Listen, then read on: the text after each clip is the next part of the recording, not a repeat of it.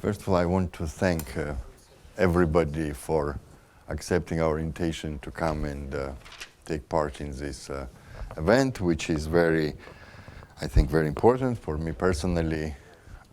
Many years ago, I kind of promised myself that the day will come and I will try to organize something like this, and I'm happy that Vadim's parents and relatives are here.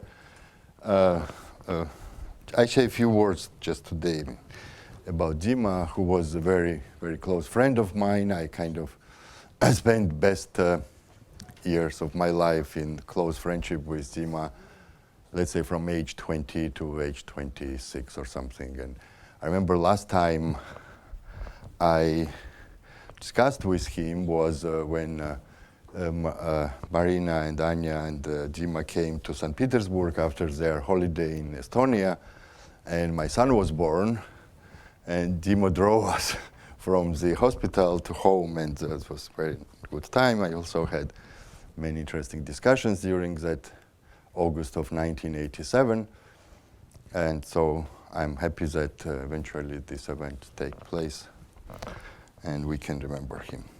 So my talk is mostly, I decided after Sasha Zamolodchikov's talks actually 1 hour ago that my job will end up to explain why certain things he was mentioning should be true and can be verified that they are true.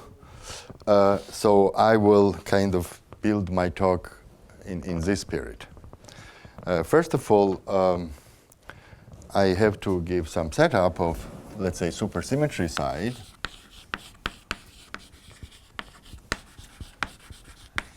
And the guiding thing, so what I am talking about is a collection of works I wrote with Nikita Nekrasov, and also we wrote a paper with Rosli that Sasha mentioned, and then there was some paper out with Gerasimov, and then many other papers before.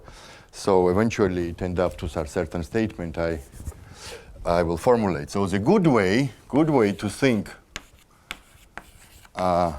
is to consider actually n equal 2 super Young-Mills theories in d equals 2. So in a sense, basically what we want to do, we want to look on any higher dimensional theory in a two-dimensional language. So for example, if theory is three-dimensional, we can think about it as n equals 2 super Young-Mills in d equals 2 with infinitely many fields in a matter sector. So in general, these kind of theories, where you think about this, you have a group, and you have representation of this gauge group, where the matter fields live, which in principle is not irreducible. So it's direct sum of some irreducible representations with some multiplicities, and this is where matter fields live. Now, when I said that I want to look on higher dimensional theories in two-dimensional language, it means that, for example, if the theory is three-dimensional, we would want to consider it on R2 times S1, and that is on the S1 in the Fourier expansion, there are Kaluza-Klein modes that would make this multiplicity space infinite dimensional, because for every Fourier mode you have a field. So in that sense, three-dimensional theory is two-dimensional theory with infinitely many Kaluza-Klein fluids, and so on. But this is not the unique way. So Kaluza-Klein is not only way you can think about higher dimensional theory as two-dimensional, and in a second I will say what are other ways. So as such, if there are enough supercharges, and n equals 2 in 2 dimensions means that n equal to d equals 2 means 4 supercharges. So we made the claim that such theory with 4 supercharges properly defined means that the fields in a matter sector are massive, so there is a mass gap, so they're massive, and masses are complex parameters in here. So in a good situation, which I don't want to specify explicitly what that means, you can integrate out all the massive modes in 2 dimensions.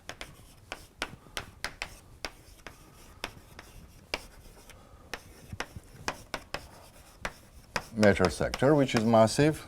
Also integrate out all non-abelian components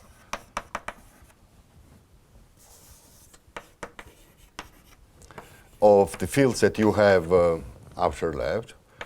So I explain what that means in a second. So if you have, let's say, SU2, you have W plus and W minus, and in this setup they are massive. Their masses are related to the complex color field in a supermultiplet. Let's call it sigma, and then you can integrate out these guys. Actually, differences, masses will be related to differences. So anyway, this is called abelianization. And I said it's doable in a proper, correct way of thinking about things. So, and calculate what you can calculate. And only thing you can calculate is something what is called effective twisted superpotential, which is a function of these scalars that I just mentioned. So it's a function of scalars, and since I abelianize there, let's say for SUN, let's take S or UN, this will be function of N and other parameters, of course. So there is some notion of effective twisted superpotential, which comes with 4 theory in 2 dimensions with 4 supercharges. And the first example of such thing was by Dada, Divecchia, and Lusher in mid-70s, I think it was 1975 or 1976, when they did the CPN model. So CPN model can be written as a gauge theory, gauge linear sigma model, and they calculated the W. So this is very old result. So in principle, so this is the exact. This can be calculated exactly. The reason is because it's one loop exact, yeah. What was it? No. For finite n. It's one loop exact. It's a one loop exact. This is a supersymmetric n equals to CPN model. So basically what I just said means that if you have in 2 dimensions 4 supercharges, and in a kind of good setup, which I said that the matter sector is massive and do what I just said, the theory comes with this object, which is effective twisted superpotential. Yeah.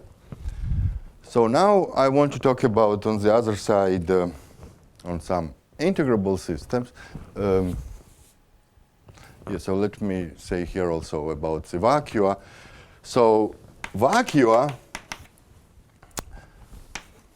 are actually basically critical points of this twisted superpotential. I remind you that the superpotential is not yet a potential. You have to calculate potential from superpotential. There is some calculation you have to do. So the vacua are actually labeled by integers.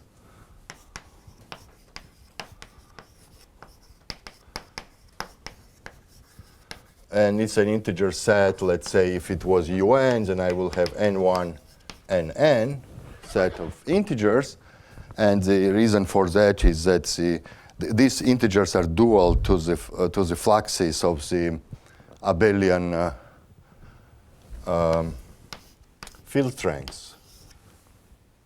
They are quantized. So I have, let's say, if I have UN, then I have n fluxes like that in 2 dimensions. So they're related to that. And eventually, what is important is that the equation for vacua are given by this equation. Not equal to 0, but to this integer. In principle, you can take this now, move to the left-hand side, add a linear term to W. And so these are the vacuum equations. Can I just remark? Yeah. Karepin's remark. One of these i's is square root of -1. Karepin is very smart, yeah. He was my teacher, actually. This is square root of -1.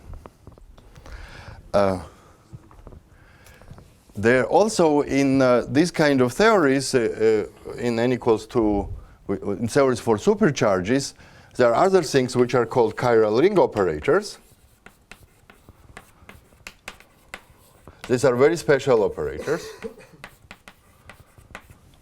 If you wish, I can remind that if there are 4 supercharges, let's call it Q plus, Q minus, Q plus bar, Q minus bar, you can construct some combination, let's say QA or QB, which are some linear combinations of this such that the Hamiltonian in this theory is anti-commutator of QA with QA dagger or with QB dagger. And supersymmetry algebra says that this Q squared to 0, QA or B squares to 0. So as you see, it's almost like a Laplace operator here written where if you think about Q as a derivation. So all are in cohomology of, let's say, QA. So if I want to find the ground state, H on psi equals 0 for such theory, which is the supersymmetric theory, so vacuum has 0 energy, then it's the same as if I would calculate cohomology of Q, and in the cohomology it will be harmonic representative, which will be the vacuum. So if I want to study the vacuum, I can map this question to these operators. Anyway, so good thing is that the expectation value of these operators can be calculated. And this is something we would be interested. So let's call it let me call it EI of sigma. Okay, so these are some numbers. The vacuum are labeled, as I said, by the solution to this equation. So these are the things that we're interested in. Anyway, now let me move to the integrable system side. And what we made a claim was that these equations, which are the vacuum equations, Volodya, you have questions? You can ask me. I know Sasha knows better answers, but I can try. So this is, as I did, some equations, the vacuum equations. And we claimed, at least let's say this way, I don't want to make a very strong statement. I would say like that. Given your preferred integrable system, and here, let's say you want to do, let's say, XXX spin 1/2 Heisenberg spin chain, for example, or if you like XXE or something, it comes with some beta equation. So this is solved with some beta ansatz.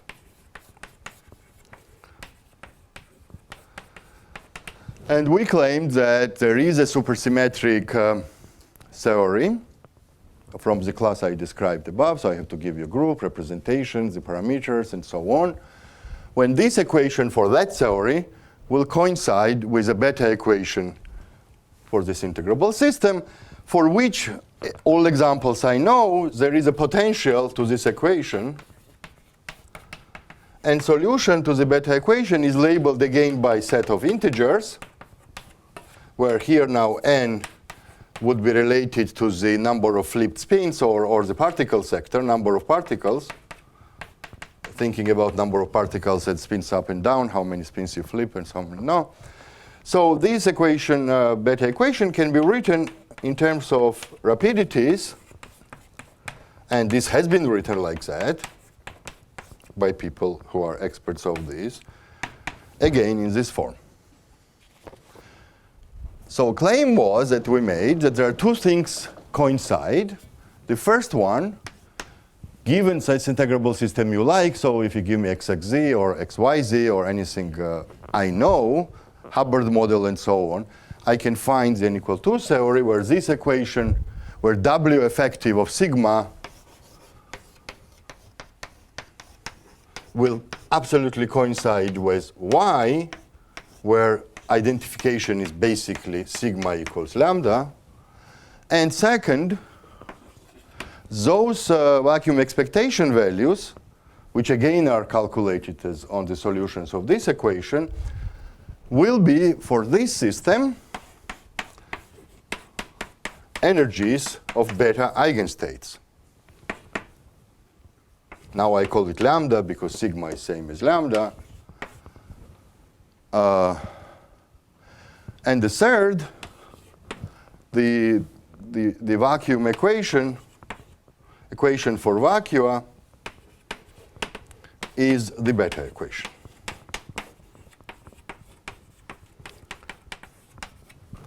Now, if you wish, you can call it experimental observation or whatever you like.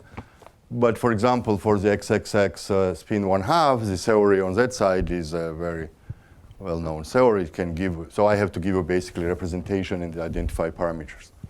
Similarly for XXZ. Now, these are lattice models. I mean, XXX is a lattice model. One can ask question, what about other integrable systems? I mean, already this statement is interesting, actually. Let me make a remark that if you want to consider XXZ model, let's say again spin 1/2, turns out that you have to take three-dimensional super Young mills on R2 times S1, and the radius of this S1 will be related to the inhomogeneity here, that we moved from XXX to XXZ.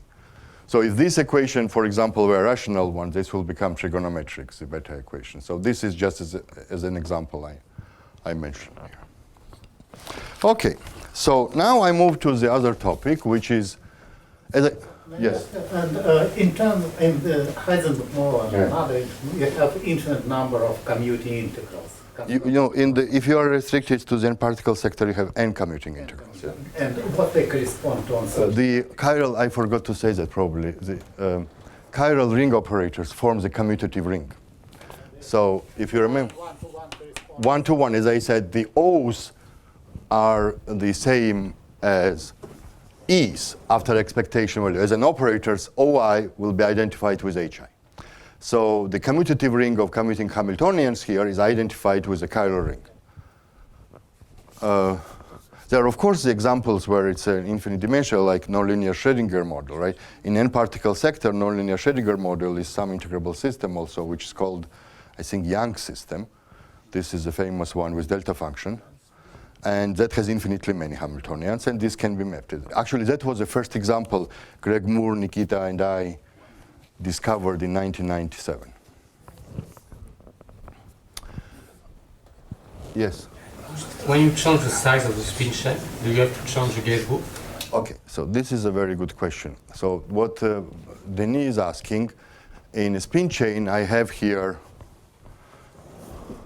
something which is the length of a spin chain, and another one which is number of flipped spins, right? So I said what was n, I did not say what was L. L enters in the representation in a gauge group. So if I want to get the L, so I have to take the L fundamental representations of UN, L anti-fundamental representations of UN, and one adjoint. And I have to give them masses. So let's say this is M of fundamental, this is M fundamental bar, and this is M adjoint. And those guys will be related to impurities in each lattice point. So you okay. Do you have a way to take the large L limit? Well, I mean, the good question would be, how does this theory as a gauge theory looks like when representation is L goes to infinity? Very good question. I did not study it, but it's a good question. I moved to some other kind of questions. But so what I'm claiming is, you give me your beloved system, right? My job is to find the gauge theory. So, which means I have to find in which dimension is this gauge theory. It can be four-dimensional, Kaluza-Klein compactified on 2 torus, for example. I have to find the dimensions. Then I have to find what gauge group I have to take. And as I just seen, the gauge group was related in that example to the number of flipped things. I have to find it. And then I have to tell you which representation to take. And on top of that, I have to tell you what are the masses, and I have to map the masses to the parameters of integrable system. Believe me, every integrable system we know, that problem is solved. Okay, even in superalgebra case and so on. For large scale. Maybe one more quick question. What is the analog of Young-Bucks, the Young-Bucks equation? It's a very good question. Okay, so at the moment it's more like coordinate beta ansatz, right? I give you beta equations and Hamiltonians. What's analog of Young-Baxter equation connects to the question: how do I change number of particles, right? I mean, or as you see, the gauge theory, actually the gauge group is a number of particles. So the changing number of particles is changing the rank of the gauge group. So something should happen when, I can ask you, what is Youngian, what is UQSLN, and so on. All these are very good questions, but I don't want to cover this here. I mean, let's say there are some very good mathematics works done that, I mean, commenting on what Sasha said, that not every statement was mathematically proven. In what he was using from our work, there is a paper by Mauli Kokokunko where they actually construct the R matrix from this. But there's no simple qualitative answer to this. Domain wall, something. I want to move to the discussion to the closer to that. Okay, so where I was. Yeah, other type. Yes, I wanted to move now to kind of to instantons, I think. Oh, no. I wanted to move to the other type of integrable systems. Volodya?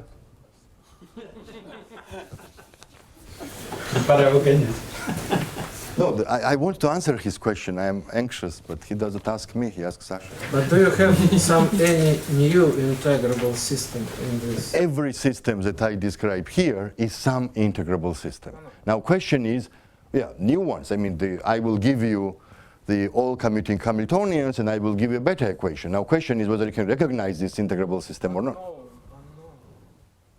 As I said, in vacuum sector, this theory is integrable system.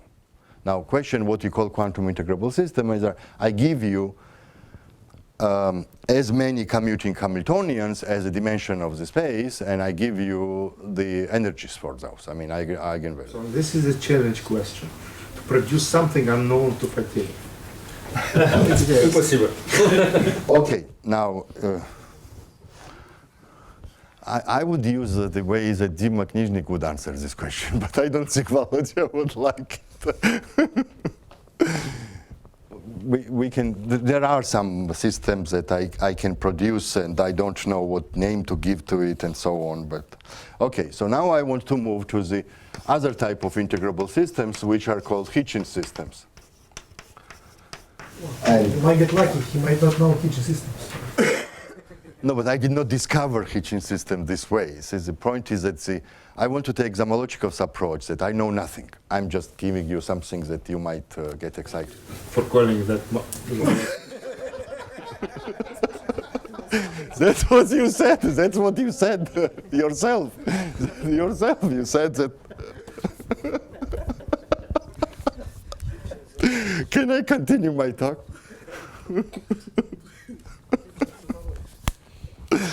Okay, so Hitchin systems. This will be related to the n equal 2 super Young-Mills in 4 dimensions. And this is very recent, let's say, the person who probably formulated it, generality was Gayoto. And what? Oh, Tutis. Yeah. So it's about 2 years ago, let's say 2009.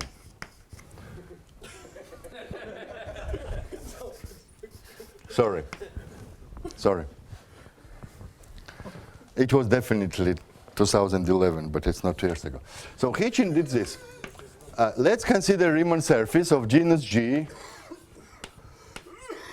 and n punctures. Let's pick a group G. So for my discussion, it's UN, or most likely I will consider SU2 basically, so to be simple. So Riemann surface, group G, and then we consider gauge field, A, and one form, phi. So this is an adjoint representation, and gauge field is whatever it is, and then he wrote the equations, which are called Hitchin equations, so we can calculate curvature of this connection A, and write this is equal phi z bar. For some reason he called it Higgs, and this goes under name of Higgs bundle.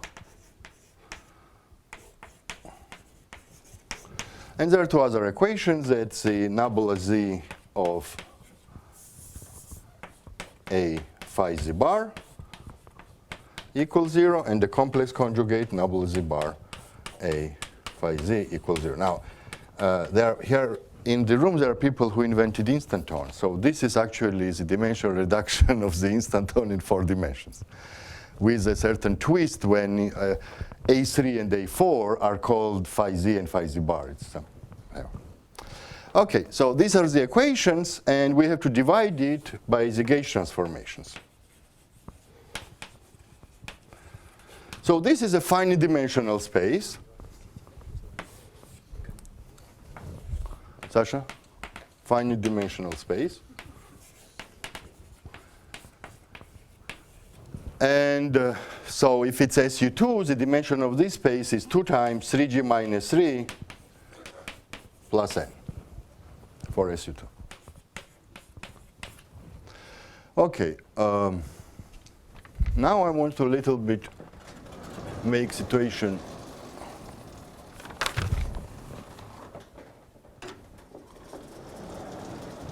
clearer.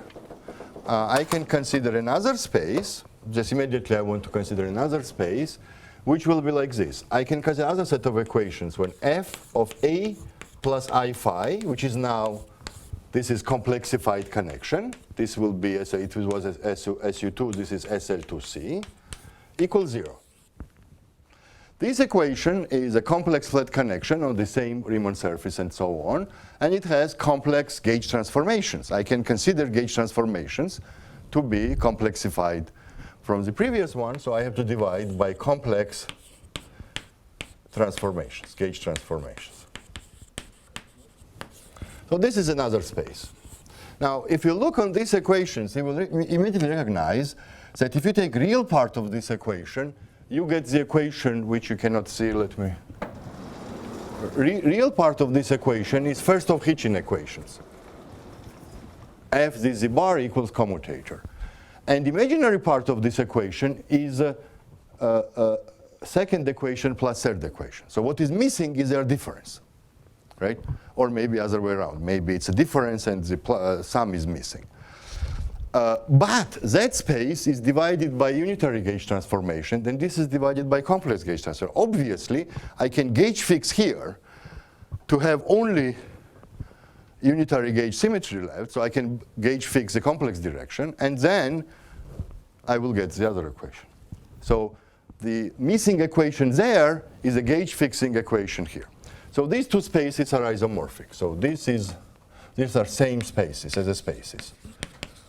But the important thing is that in that picture, let's call it picture 1, first picture,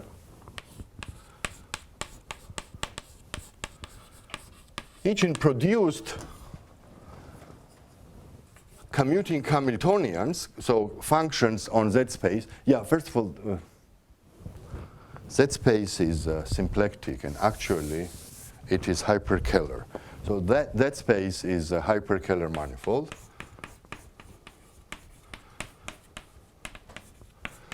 And basically it comes with the 3 symplectic forms. Let's call it omega holomorphic symplectic forms. Let me take first one. Let's call it AZ and phi z bar to be, these are half of variables there. Let's call them holomorphic ones. And the AZ bar and phi z will be anti-holomorphic. And then one can write the symplectic form, delta AZ, wedge delta phi z bar, trace. And this will be holomorphic symplectic form on that manifold, because I'm not using the complex conjugates of these guys. Or I can call holomorphic variables AC actually. Let's call it AC, which is A plus I phi. This one, I'm not using the subscript Z or Z bar. This is completely independent what complex structure I choose. Here, of course, I choose the complex structure because I say what is Z and what is Z bar. And there is another holomorphic symplectic form here I can write, which is integral of trace delta AC wedge delta AC. I'm not using AC bars. It's just holomorphic again. And there is a third holomorphic structure, and the symplectic forms there also. So obviously, this one is independent on the choice of complex structure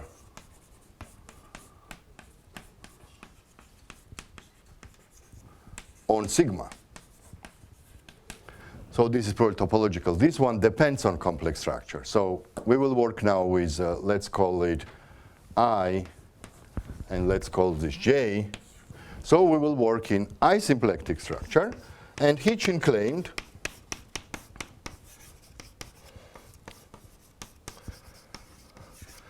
that this is an integrable system producing the commuting Hamiltonians, and now I will take the case of SL2. Well, I have that thing SL2C here. So take a Beltrami differentials on sigma. Now, how many they are? There are exactly 3g minus 3 plus n mu i's, and multiply by trace phi z bar square. Now let's see what it is. This is a 0, 2, right? And this is 1 minus 1 differential. So total, this is 1, 1 form. We're integrating over sigma. And it's obviously the H is commute, because I use phi z bar, and phi z bar, Poisson commutes with phi z bar, and I don't use A. So these are exactly as many Poisson commuting Hamiltonians as a half dimension of the space, right? So he produced integrable, classical integrable system. Examples. I emphasize this classical integrable system is in I holomorphic structure here. This as a space, this space is the same as that space, as I said. But these Hamiltonians make sense in this picture. Okay, examples. Consider G equals 0 and n punctures.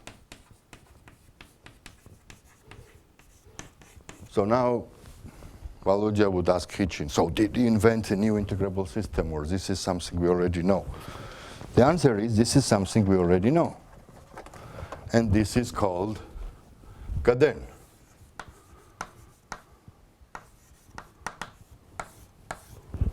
Okay, so this particular example, n punctures on, of course, the positions of punctures will be related to the coupling constants in Gaden and so on. Second example, take G equals 1, n equals 1, but take gauge group to be UN. Okay, so he wrote the Hamiltonian not only for SL2, but for UN also. So this is also known integrable system. This is elliptic Calogero Moser. And so on. So you specify number of punctures, you specify the group, you specify genus, and you get some integrable system. So now I want to go back to Gaiotto, particularly, which disappeared from my blackboard, and make a statement which is modernization of the statement made very quickly after Zyberg-Witten's work by Gorsky, Krichiver, Mironov, Marshakov, and Morozov, Warner and Martinek and Warner, and Donaghy and Witten, and then eventually ended up like this. For every Hitchin integrable system,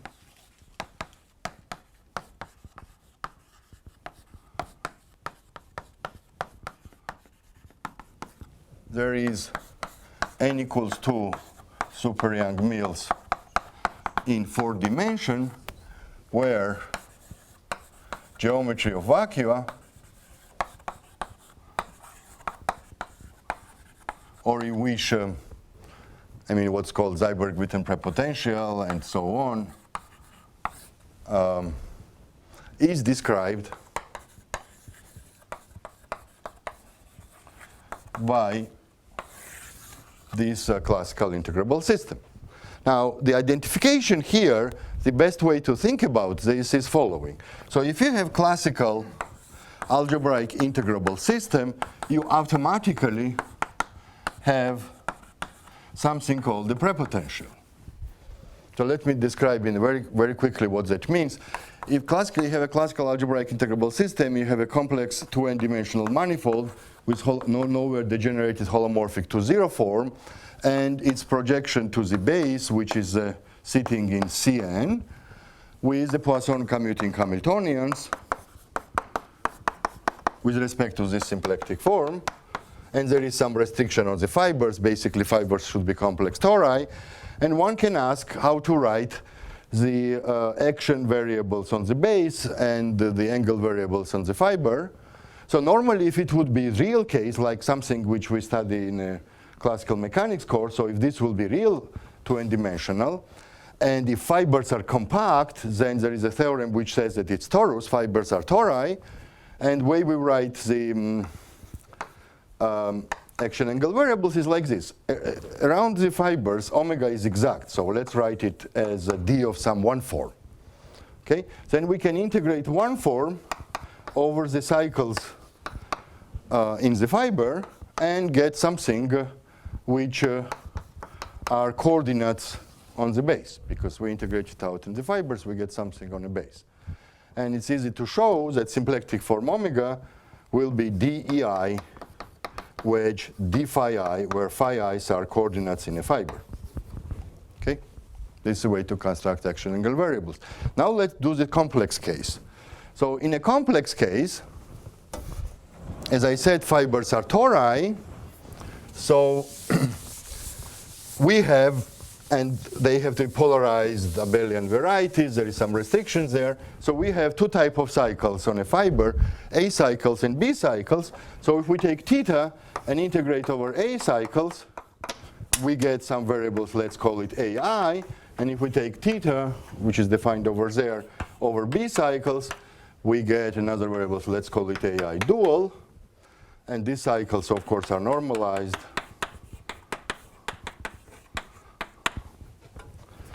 And both A's and A duals are coordinates here. But there are n of them and n of them. So they must be dependent on each other. They have to be related. And the simple statement is that they are related with some potential. So AI dual is equal to some holomorphic, meromorphic function f of A, the AI. So this is, again, very easy to check. OK. So every such integrable system comes with prepotential. So this Hitchin system that I had there has some prepotential. Let's call it f of Hitchin. Which one I erase?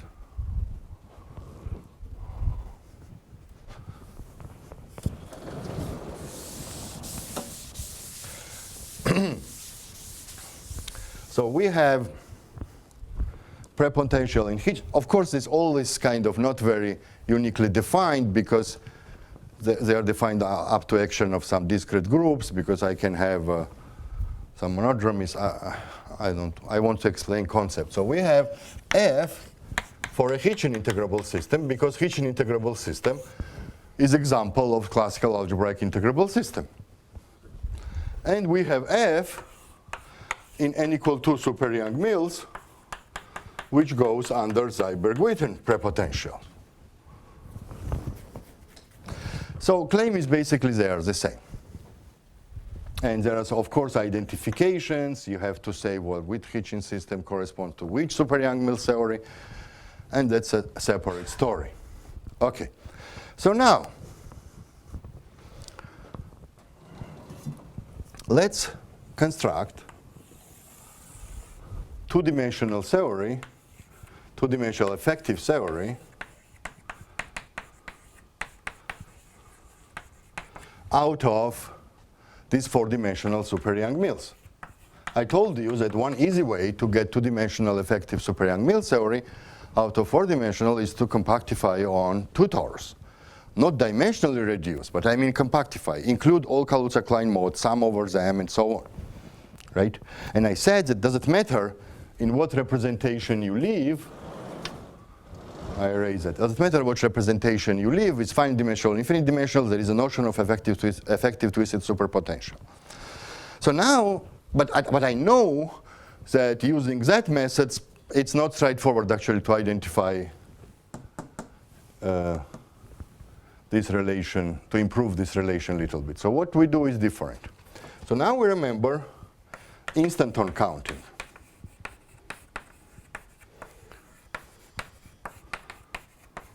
And here I want to mention Dima Knizhnik actually. That time when he was in August 1987, Dima was doing two things. One thing was which became later KPZ. And if you remember, he had the formulas, set notes, and anyway. So that was one thing, and he was constantly talking about that. And I was working with Alexeyev on similar thing from the geometric point of view, from the representation theory point of view. So this was a good thing. Another thing, he had a dream to explain that there is a version of Belavin-Knizhnik holomorphic factorization for the gauge theories as a factorization in a moduli space of instantons. So he said he was thinking that if you have integral over moduli space of instantons, this is some quaternionic space, there has to be some holomorphic structure, and whatever in good theory, it has to be an integral over moduli square of holomorphic function of the quaternions. And he passed away 3 months later.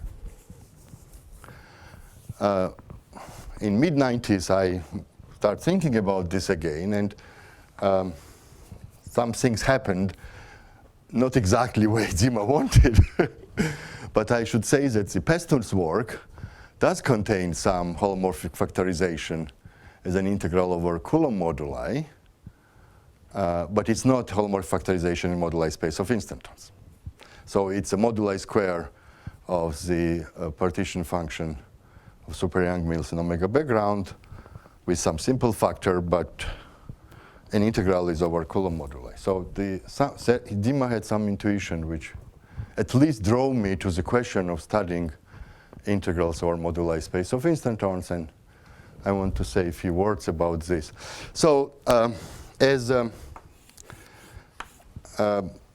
Sasha mentioned, there is this partition function, instanton partition function, which can be written as taught by Sasha Polyakov and others, Belavin and so on, as a sum of something, some integrals over moduli space of instanton, where Q is exponential of I tau, and tau is 1 over coupling constant in gauge theory, and if there is a theta term plus theta.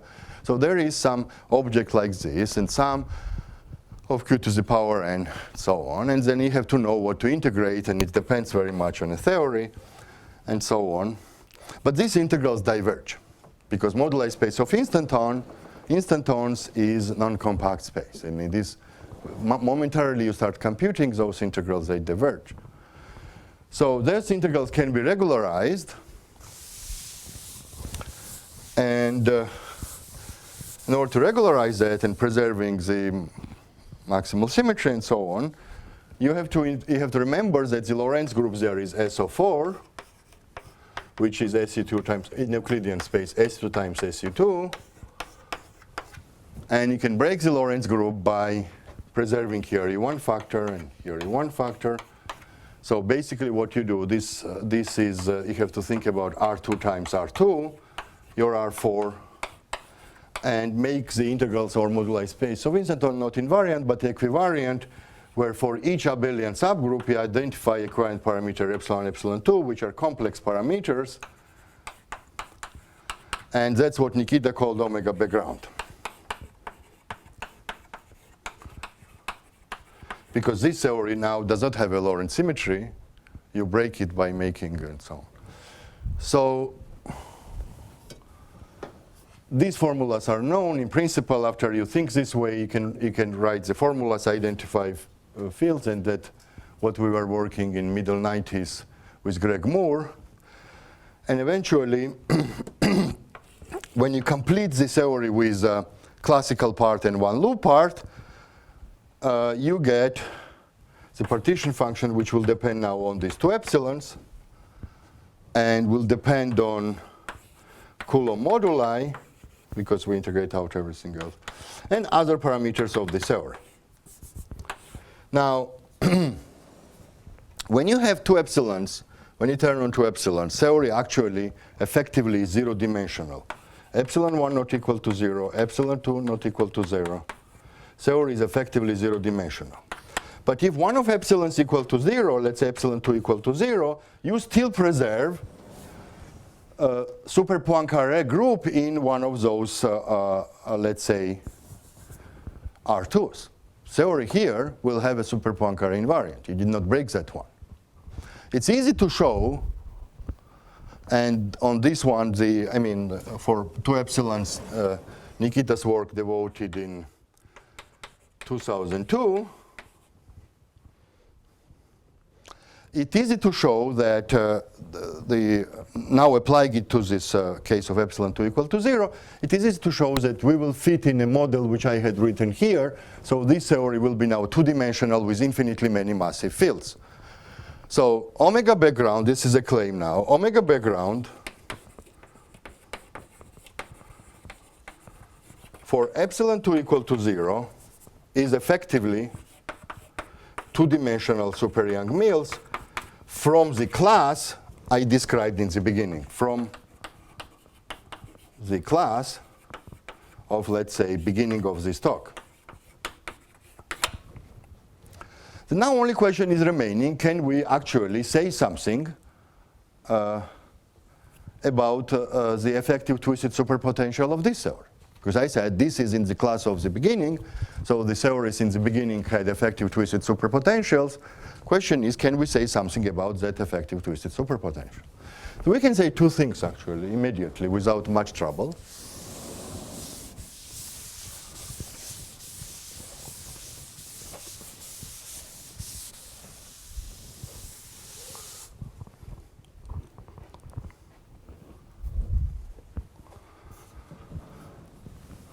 First one, if I take limit epsilon 1 goes to 0, epsilon 2 goes to 0, of epsilon 1 times epsilon 2 log v, as Nikita proved, this will be Seiberg-Witten prepotential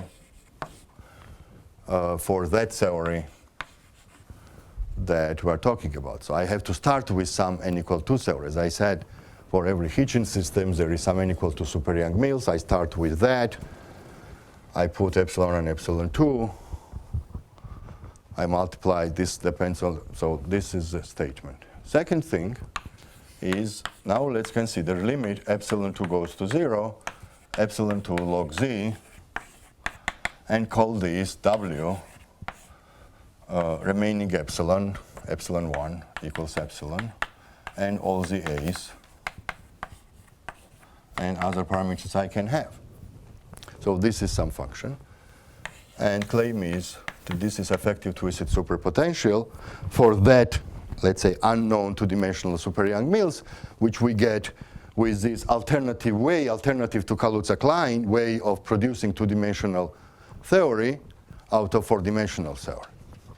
Now, this guy, from, if you look on a previous formula, and now Sasha will start arguing maybe, this guy has a property that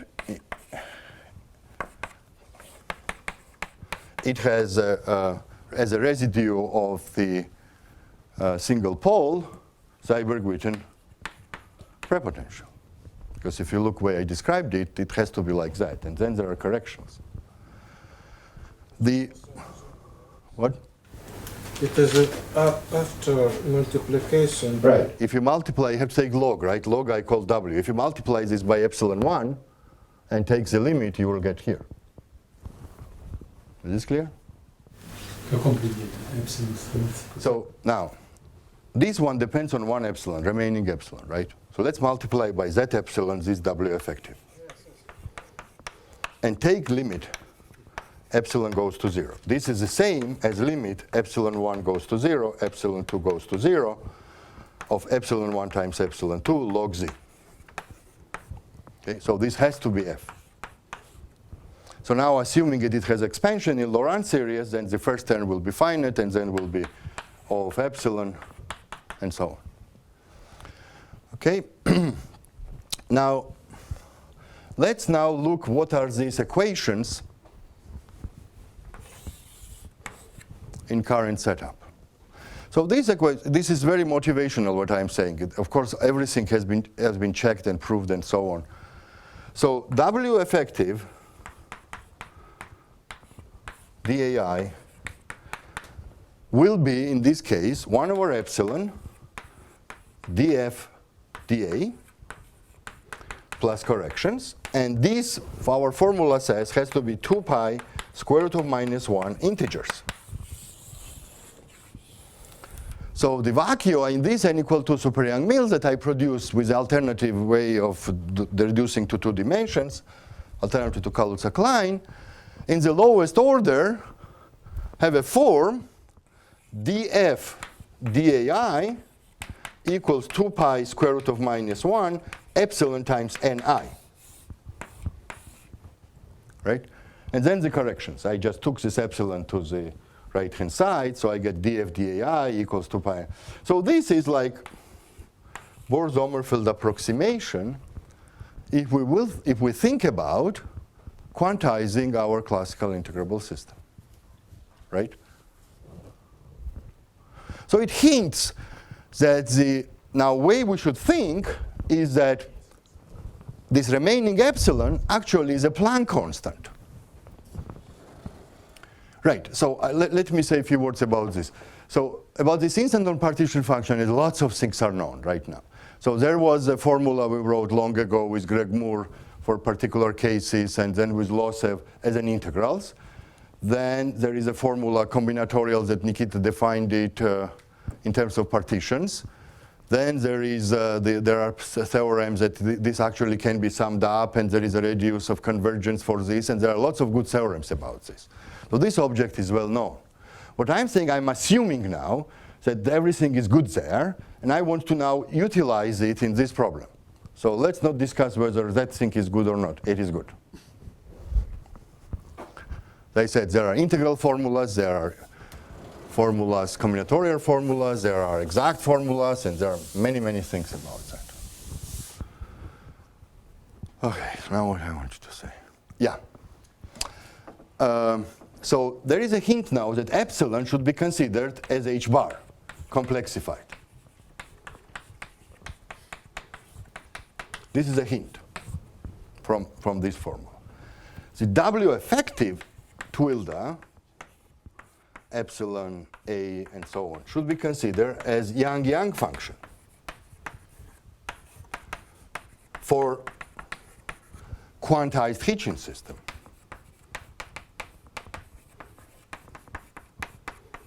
As I said, for these situations when we have a beta ansatz and so on, there is always a potential to beta equations.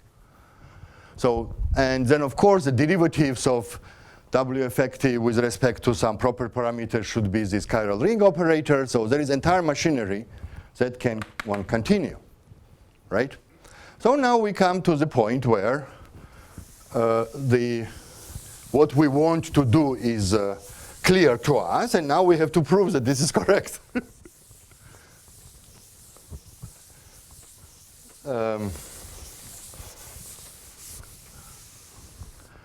So the claim now is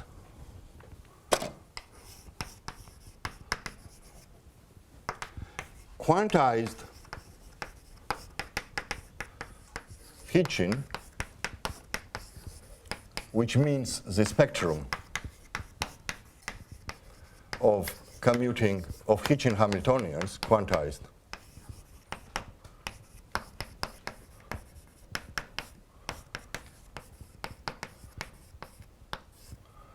are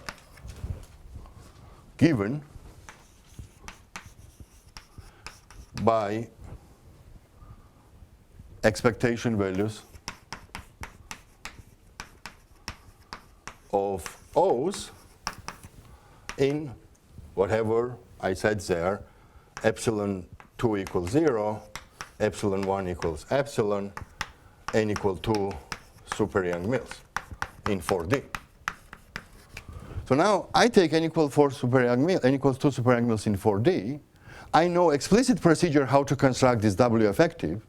As I said, we believe that everything there is right. And then I claim only thing is remaining to check that energies I get and a beta equation I get are correct quantization of Hitchin system, which is in correct Hilbert space.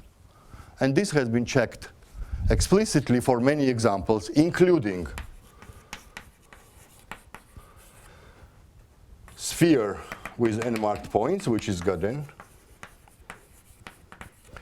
torus with 1 marked point, which is elliptic Calogero-Moser. Then there are its relativistic versions.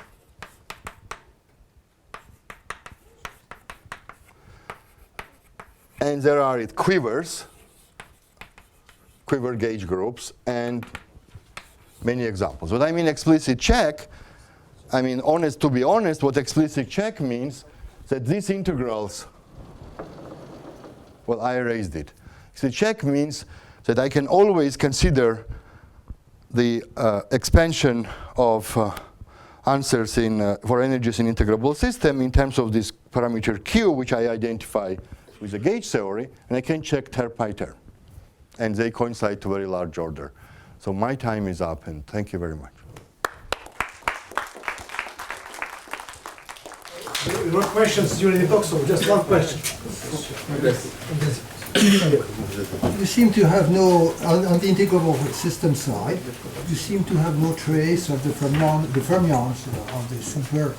No, these fermions are gone. So integrable systems, if I want to have fermions in integrable system, then my gauge theory will be very, very fermionic, whatever. But there are no fermions in integrable systems. Yes, that's right. So, but the fermions, in some sense, lost Right. in going to the process. Right.